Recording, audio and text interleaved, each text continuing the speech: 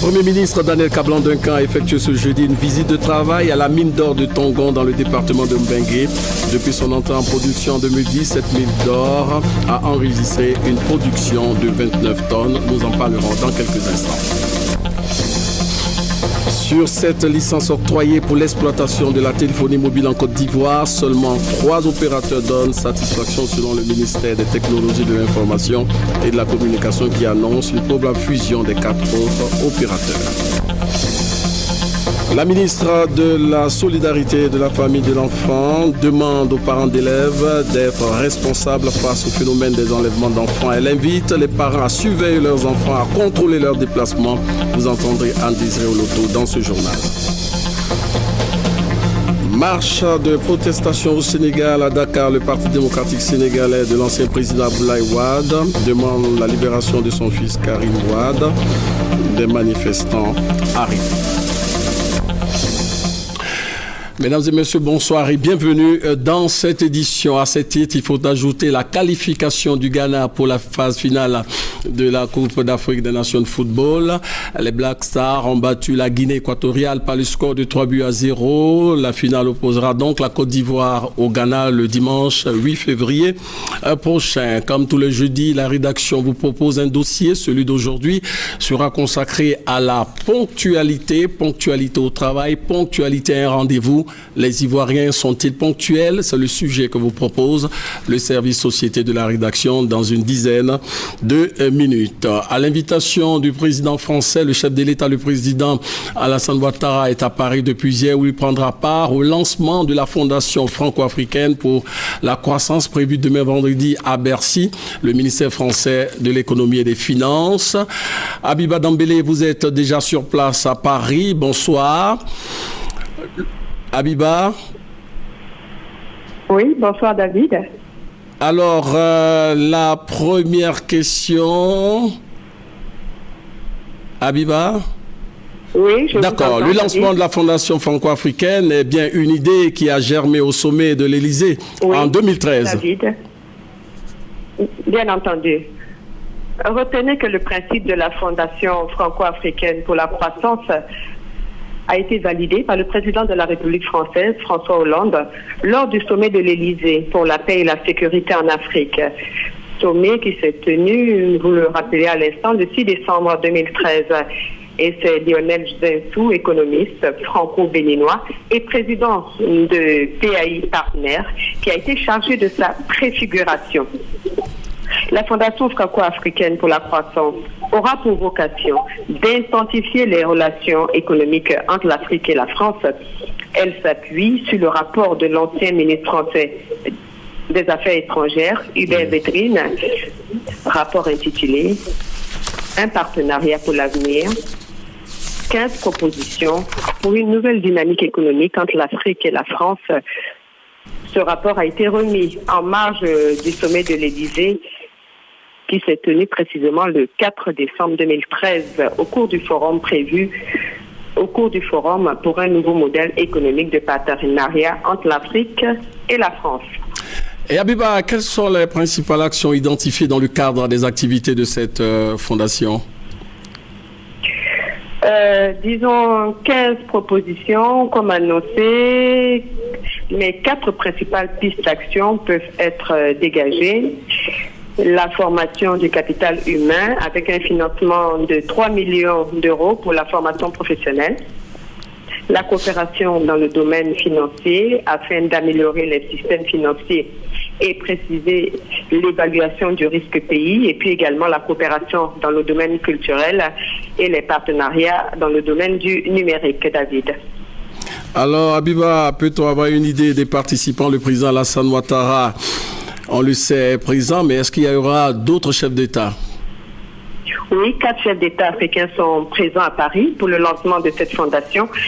Il s'agit bien entendu du président Alassane Ouattara, qui a joué un rôle majeur dans la création de cette fondation, grâce à son expertise en tant qu'économiste et financier de renom.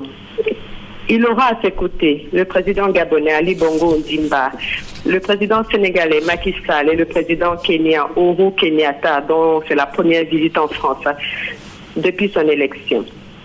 Les 4 chefs d'État prononceront des allocutions. J'ajoute que la communication du président Alassane Ouattara portera sur les partenariats publics-privés et les opportunités d'investissement en Côte d'Ivoire. Et elle se fera devant plus de 500 entrepreneurs africains et français. Le patronat ivoirien sera en bonne place, David Mobio. Alors, il y a de plus en plus question d'un nouveau type de partenariat entre la France et les pays africains. Parlez-nous un peu de ce nouveau type de relations économiques, Abiba. C'est un partenariat, disons, gagnant-gagnant. Car la France, partenaire stratégique et essentiel de l'Afrique, a besoin du continent. Ce n'est pas moi qui l'affirme, mais l'ancien ministre Hubert Védrine, qui estime que jusqu'à 200 000 emplois pourraient être créés en 5 ans en France si les entreprises de l'Hexagone multipliaient par 2 leurs investissements en Afrique. Un continent promoteur qui constitue le 2e moteur de croissance après l'Asie. Mais en contrepartie, il faut aider les entreprises africaines à être plus compétitives en développant notamment des partenariats franco-africains, en permettant la libre circulation des acteurs économiques entre l'Afrique et l'Europe et en favorisant la formation. Merci à vous, Abiba Dambélé. Vous êtes sur place à Paris, la capitale française. Voilà, poursuivons avec ce message du président Alassane Ouattara au secrétaire général des Nations Unies. C'est avec une profonde émotion que j'ai appris le décès accidentel de 9 casques bleus des contingents marocains et égyptiens de l'opération des Nations Unies en Côte d'Ivoire. Le président Alassane Ouattara a également adressé personnellement des messages de compassion à Sa Majesté Mohamed VI, roi du Maroc, et au président égyptien Abdel Fattah al-Sisi. Et ici en Côte d'Ivoire, l'actualité, c'est aussi cette visite de travail effectuée à la mine d'or de Tongon par le Premier ministre Daniel Kablan-Duncan. Depuis son entrée en production en 2010, cette mine d'or, exploitée par le groupe sud-africain Randgold, a enregistré une production de 29 tonnes. En se rendant sur place à la mine d'or de Tongon, eh bien, le Premier ministre a voulu constater, se faire une idée précise du développement de la production minière. Rappelons que la mine d'or du Tongon est dans sa 5e année de production. Nous vous proposerons les propos tenus sur place par le Premier ministre après sa visite. Aujourd'hui, le secteur minier est en pleine expansion et génère 6 640 emplois directs et environ 18 000 emplois indirects, avec un chiffre d'affaires de 301 milliards de francs CFA en 2014. L'exploitation minière industrielle permet également de mettre en œuvre des activités connexes au profit des populations urbaines. Pour soutenir son ambition dans le secteur minier et mettre en valeur tout son potentiel, le gouvernement s'emploie pour donner à la production minière de notre pays, à notre industrie, de nouvelles ambitions. Cela nécessite bien sûr des réformes à la fois profondes et rigoureuses. Et vous savez, c'est dans ce sens que le code minier a donc été fait. Et la Côte d'Ivoire, je voudrais le souligner, a reçu le prix du meilleur pays en matière de réforme dans le secteur minier. Voilà le compte-rendu complet de cette visite de la mine d'or de Tongon dans nos prochaines éditions avec notre reporter Sidonie Waka Davila. Le ministre de la Poste, des Technologies de l'Information et de la Communication a annoncé une probable fusion de 4 opérateurs de téléphonie mobile jugés défaillants. Sachez que sur 7 licences octroyées pour l'exploitation de la téléphonie mobile en Côte d'Ivoire, seulement 3 opérateurs donnent satisfaction selon le ministère des TIC. Vous aurez des précisions dans nos prochaines éditions. La journée mondiale sans téléphone mobile, c'est demain vendredi 6 février. Depuis 2004, cette journée se déroule sur 3 jours, c'est-à-dire les 6, 7 et 8 février. Donc pas de téléphone à partir de demain jusqu'au 8 février, jour de la finale Côte d'Ivoire-Ghana. Parlons maintenant de l'annexe fiscale 2015. Le directeur général des impôts était ce jeudi face aux journalistes du site fiscal. Au cours de cette rencontre, Pascal Abina a présenté, mais surtout expliqué les nouvelles dispositions contenues dans l'annexe fiscale 2015. On retient que cette année, il n'y aura pas de nouveaux impôts. Aucun nouvel impôt n'a été créé pour cette année 2015. Le directeur général des impôts a annoncé que le gouvernement a préféré prendre d'importantes mesures fiscales pour soutenir les entreprises et les populations. Le compte rendu dans nos prochaines éditions. Le prix du carburant était le sujet d'une conférence de presse prononcée par la Fédération ivoirienne des consommateurs de Côte d'Ivoire. Pour cette fédération, cette baisse du prix à la pompe devrait se ressentir sur les prix du transport en commun.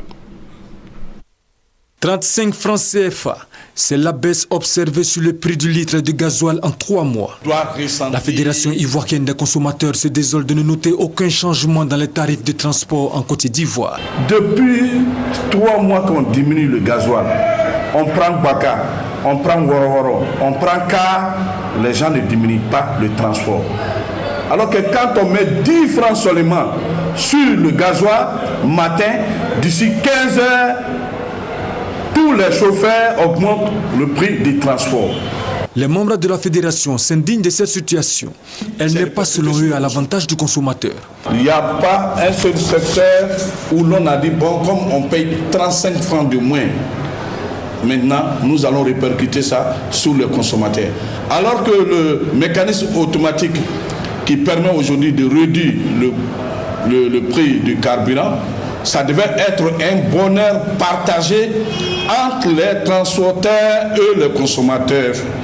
Mais ce n'est pas le cas. La Fédération ivoirienne des consommateurs compte prendre des décisions pour la diminution du prix du transport. Notons que le coût du gasoil est passé de 615 francs à 580 francs.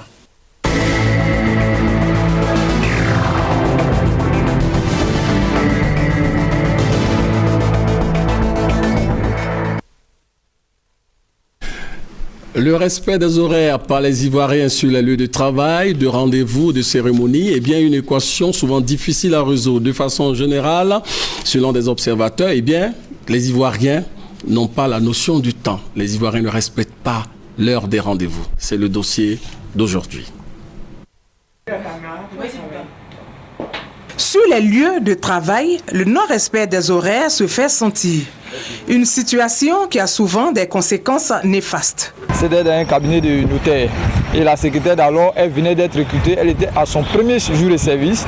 Elle est arrivée en retard, sous prétexte qu'il y avait la pluie. Or, la patronne même d'alors, elle est arrivée sous la pluie. Elle est venue, les clients étaient là. Et la secrétaire elle est venue ne serait-ce qu'à 8h30 par là. Donc, sur le champ, elle a remis dehors. Elle a perdu son emploi. La ponctualité est une chose très importante. Lorsque je travaillais à Tabou, une radio de proximité m'invitait très souvent pour faire des interventions au niveau des eaux et forêts. Et j'arrivais très souvent 10 minutes ou 5 minutes bien avant que l'émission ne commence. Et les responsables de cette radio-là me félicitaient du fait que je les aidais à travailler facilement parce que certaines personnes qui étaient invitées à cette même tribune venaient 10 à 15 minutes plus tard, après le début de l'émission. Donc cela ne permettait pas de véritablement finir le programme qu'ils avaient prévu.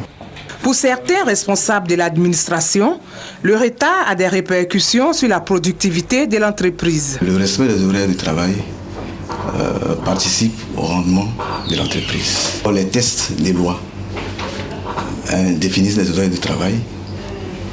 Et également, il est demandé aux entreprises de mettre en place un règlement intérieur. Et dans ce règlement intérieur, doit obligatoirement figurer les horaires du travail. Selon le président du réseau des gestionnaires des ressources humaines et de l'administration publique en Côte d'Ivoire, pour éviter les retards, il faut sévir. Il y a certaines mesures que nous pouvons prendre contre les agents qui ne veulent pas du tout respecter la réglementation en vigueur. Puisque la réglementation en vigueur veut que nous soyons à l'heure ici. Même au niveau de l'organisation des activités, le temps n'est pas souvent respecté. Dans cette salle d'attente, des journalistes sollicités par une structure pour couvrir un événement. Mais le temps indiqué sur la demande de couverture n'est pas respecté. Je suis venu pour une cérémonie d'une entreprise ici. La demande de couverture, ils ont mis 8h30. Je suis là depuis 8h30, ça n'a pas encore commencé, il est presque 10h. Le temps que nous perdons chaque jour, c'est énormément d'activités que nous pouvons réaliser en une seule journée. Les journalistes ont parfois 3-4 cérémonies dans la même journée. Il faut aller écrire et les organisateurs de la cérémonie, le lendemain, ils attendent leur papier. Et tout ça, ça empiète sur notre travail. Un exemple pour en témoigner, dans ce quartier de Yopougon, le démarrage de cette cérémonie prévue à 9h ne se fera que des heures plus tard. À l'heure indiquée, les organisateurs n'en sont qu'aux préparatifs. Pour certains promoteurs, organisateurs de spectacles ou de cérémonies, le non-respect des horaires par la presse est aussi récurrent. Quand on invite la presse à des conférences ou bien d'autres activités, quand on les invite, la presse vient en retard à tout moment. Le plus souvent, ils viennent même quand c'est fini. Donc on est obligé de reprendre, voilà, pour qu'ils puissent avoir des éléments. Les horaires sur les lieux de travail, de rendez-vous et de cérémonies, une équation souvent difficile à résoudre. Certains adeptes du retard tentent de donner des explications. Je suis souvent en retard aux cérémonies et au rendez-vous, compte tenu du fait qu'il y a l'habillement, il faut bien s'apprêter, il faut être bien mise. Souvent aussi, on se dit que quand on va arriver, tout le monde n'est pas là. Donc il faut prendre un peu de temps à la maison avant de partir au lieu de rendez-vous. On ne peut pas volontairement aller en retard à un lieu de rendez-vous. Tout rendez-vous est important. Pour le cas d'Abidjan, je crois qu'il y a beaucoup d'embouteillages. Même quand vous avez un véhicule personnel, les embouteillages vous empêchent d'arriver vraiment à l'heure. La gestion du temps et le respect des horaires doivent être désormais une habitude pour les Ivoiriens. Pour ce faire, un changement de comportement s'impose. Ce que je voudrais demander donc à tous les Ivoiriens, c'est d'avoir cette culture, une autre culture, celle de venir à l'heure, aux réunions, au travail, sur les lieux de rendez-vous. C'est des comportements, en tout cas, qui sont résolument orientés vers le développement et que nous devons absolument adopter si nous voulons aller à l'émergence. Mais si nous sommes dans une organisation où la culture est de venir en retard, évidemment, le développement aussi va prendre du retard. L'appel est donc lancé. Reste maintenant aux Ivoiriens de s'approprier ce concept de notion du temps. Voilà, c'était le dossier du jeudi proposé par Grace Kando du service société de la rédaction. Ce communiqué du ministère de la Justice, des Droits de l'Homme et des Libertés publiques. Depuis le 2 février 2015, les agents pénitentiaires sont entrés en grève après une première tentative survenue en novembre 2014 au motif que leurs revendications n'auraient pas été satisfaites. Le ministre de la Justice, des Droits de l'Homme et des Libertés publiques tient à informer la communauté nationale et internationale que le gouvernement n'a jamais interrompu les négociations en cours et qu'il est à la recherche de solutions idoines. Le gouvernement précise que certaines revendications ont déjà connu un aboutissement heureux et s'engage à poursuivre les négociations. Cependant, l'impatience des agents d'encadrement pénitentiaire n'est pas de nature à favoriser un dialogue serein. Par ailleurs, dans un contexte marqué par la grâce présidentielle, il est inadmissible que des personnes ayant bénéficié de la grâce présidentielle soient maintenues en détention à cause de cette grève alors qu'elles devraient être en liberté. Le ministre de la Justice, des Droits de l'Homme et des Libertés publiques invite par conséquent les agents pénitentiaires à mettre fin à leur mouvement afin de donner une chance aux négociations en cours. Le ministre de la Justice. Poursuivons ce journal avec la réponse à une interrogation. Comment une formation de qualité des sages-femmes peut-elle réduire le taux de mortalité maternelle, néonatale et infantile en Afrique subsaharienne? La réponse a été donnée par des experts au cours de la formation des sages-femmes. Le point avec Konaté Moussa. 162 000 femmes meurent chaque année en Afrique pendant la grossesse ou l'accouchement. Et pour cause, la majorité des femmes africaines ont difficilement accès à des soins de qualité. Certaines accouchent sans assistance médicale et d'autres ne bénéficient pas de soins prénataux. À cela, il faut ajouter le manque de sages-femmes dans les zones rurales et de personnel qualifié pour les soins obstétricaux. Ces sages-femmes, aujourd'hui, sont en nombre insuffisant dans nos pays pour faire le travail. Elles sont aussi des problèmes de qualité de formation pour pouvoir délivrer des soins de qualité aux populations. Les partenaires bilatéraux veulent s'occuper de ce problème, faire en sorte que les sages-femmes soient en première ligne de la lutte contre la mortalité maternelle, néonatale et infantile dans nos pays. Comment faire face en Afrique au manque de soins obstétricaux de qualité et à l'insuffisance des sages-femmes afin de réduire au maximum la mortalité maternelle, néonatale et infantile? C'est le but de cet atelier sur l'amélioration de la qualité de formation des sages-femmes. Il faut réfléchir sur les stratégies, de voir comment on peut mettre en place les ressources humaines partout où c'est possible de le faire. En plus de ça aussi, il faut réfléchir sur la façon de motiver tous ces personnels qui vont être engagés dans ce combat. Donc, à mon avis, c'est un atelier très important. Cet atelier se tient du 3 au 5 février 2015 avec la participation de 12 pays africains. Il devra aboutir à l'élaboration d'un plan d'action régional en faveur de l'amélioration de la pratique du métier de sage-femme. La journée de lutte contre les mutilations génitales féminines sera célébrée demain dans le monde. Selon les estimations de l'OMS, entre 130 et 140 millions de femmes ont subi une forme quelconque de mutilation génitale.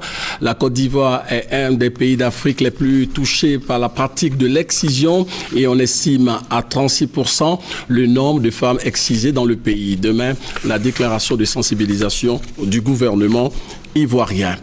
La ministre de la Solidarité, de la Famille et de l'Enfant demande aux parents d'être plus responsables face au phénomène des enlèvements d'enfants. Christelle Medan. C'est sur un ton grave que la ministre Anne-Désirée Ouloto s'adresse ce 3 février aux responsables religieux, traditionnels et associatifs. La ministre de la Solidarité, de la Famille, de la Femme et de l'Enfant veut faire d'eux des relais pour la sensibilisation des populations devant l'ampleur du phénomène d'enlèvement d'enfants qui sévit en Côte d'Ivoire depuis plusieurs semaines. Après avoir dépeint la situation en relevant quelques cas d'enfants enlevés et mutilés, elle appelle d'abord les populations au calme. Si nous restons tous sereins, l'État pourra faire son travail et les populations pourront collaborer dans la sérénité. La collaboration État-famille doit être renforcée. Cette collaboration État-famille pour une meilleure efficacité des actions du gouvernement, la ministre l'entend sur 2 volets. Le premier concerne la surveillance des enfants. L'activité de l'enfant fait partie du programme du parent. Qu'est-ce que nous faisons pour ne pas accompagner l'enfant à l'école? Il y a des enfants, quelquefois, à 21h, on envoie à la boutique. Une meilleure surveillance qui n'exclut pas la sensibilisation de l'enfant lui-même. Il faut informer l'enfant. L'enfant est le premier niveau de sa propre protection. Et parce que parmi les auteurs de ces crimes se trouvent des mineurs, la ministre interpelle en second plan les parents sur l'éducation donnée aux enfants. Un enfant de 17 ans, de 22 ans, t'envoie un complet de pain wax. Il ne travaille pas. Elle est contente. Mais tu es contente pourquoi? Qu'est-ce que nous leur montrons à travers nos comportements, nos actes de parents? Pour terminer, Anne-Désirée Ouloto déplore le recul de la solidarité, une valeur qui serait bien utile pour combattre ce phénomène. Ce n'est pas une affaire de parti politique, ça là. Quand ils attrapent les enfants, là, ils ne cherchent pas la couleur du parti politique. Ils ne cherchent pas la couleur de la religion. C'est une question d'intérêt national. Des messages adressés aux leaders d'opinion présents, mais des messages que les ministres lancent surtout aux populations pour une meilleure organisation de la protection de l'enfant en Côte d'Ivoire. Le reportage de Christelle Menan. Suivons ce reportage sur le renforcement des capacités opérationnelles des FRC, des forces républicaines du Côte d'Ivoire, et c'est avec Hamza Diaby. Voilà de quoi muscler davantage les interventions de la gendarmerie nationale. 26 véhicules de type 4x4, un don du Conseil national de sécurité, la traduction tangible de la volonté du chef de l'État de protéger sans répit les Ivoiriens. C'est ce qu'a fait savoir Alain Richard Donvailly, le secrétaire du CNS, et c'était lors de la remise des clés de ces véhicules à l'école de gendarmerie d'Abidjan. L'actualité en Côte d'Ivoire, c'est aussi l'enlèvement et le meurtre des enfants, une situation face à laquelle l'État a décidé de réagir. 1500 hommes sont envoyés en guerre contre les trafiquants et leurs acolytes. Alain Richard Donvailly a profité de la tribune à lui offerte pour exhorter les gendarmes à ne pas baisser la garde face à toutes les formes de criminalité, surtout celles relatives au rapt d'enfants. Kwasi Kwaku Gervais, commandant supérieur de la gendarmerie, quant à lui a remercié le chef de l'État, le président Alassane Ouattara, qui ne ménage aucun effort pour que la gendarmerie soit dotée de moyens nécessaires pour accomplir ses missions. Cet énième don du chef de l'État permettra, selon le général de corps d'armée, de mieux assurer la protection des personnes et des biens. Le groupe d'action pour la candidature unique du président Alassane Ouattara a présenté son plan d'action pour l'année 2015. Le GRACUADO s'est également prononcé sur le phénomène des enlèvements d'enfants dans le district d'Abidjan. Léon Bro.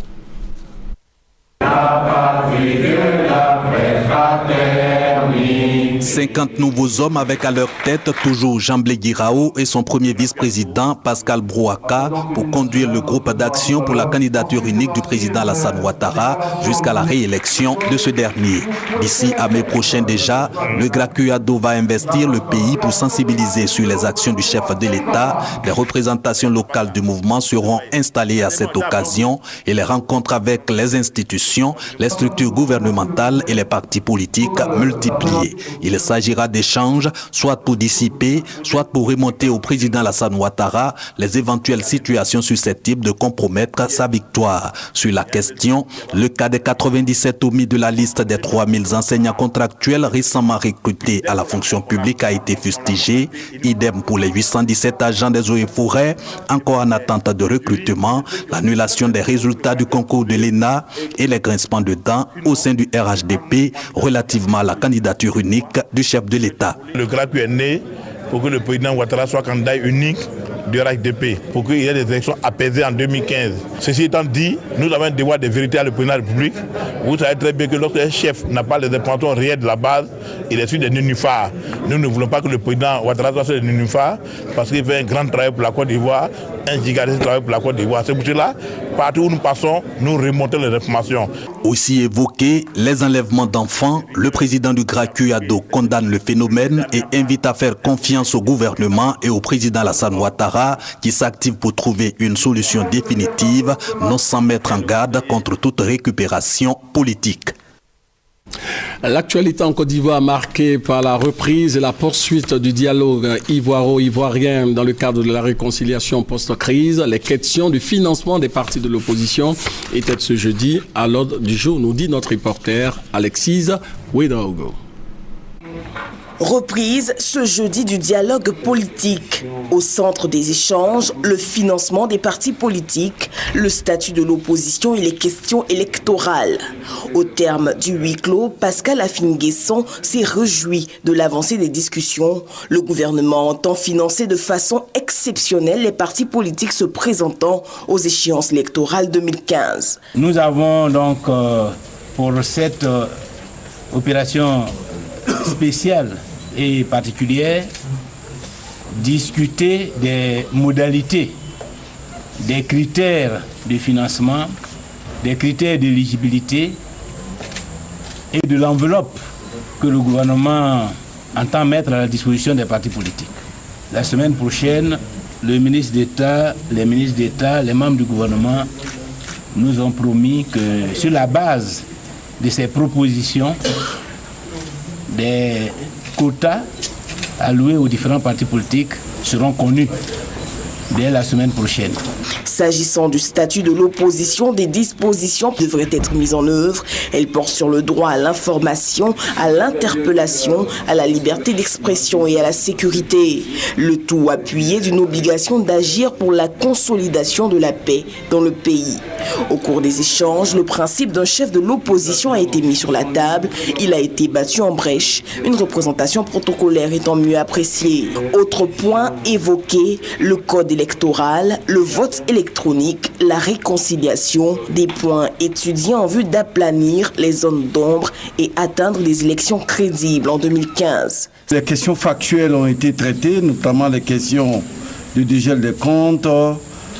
La question du retour des exilés a été posée et le ministre d'État, ministre de l'Intérieur a répondu assez clairement au nom du chef de l'État pour dire que aucun obstacle n'est fait à un Ivoirien qui est aujourd'hui en exil. Les portes de la Côte d'Ivoire sont ouvertes. Ceux qui veulent venir, qu'ils rentrent le plus rapidement possible. Et l'idéal serait que, avant l'élection présidentielle, tous ceux qui sont exilés rentrent pour participer à la vie démocratique de la Côte d'Ivoire. Un communiqué final devrait la semaine prochaine détailler et consigner les avancées du dialogue politique. Au Sénégal, la manifestation annoncée par le Parti démocratique sénégalais a finalement été autorisée. Quelques milliers de militants se sont retrouvés à Dakar en présence de l'ancien président Abdoulaye Wade. Ils protestent contre les interdictions de manifester à répétition et demandent la libération de Karim Wade, le fils de l'ancien président, dont le procès se déroule devant la Cour de répression de l'enrichissement illicite. Merci de nous avoir suivis et bonne suite de programme sur les antennes de la RTI.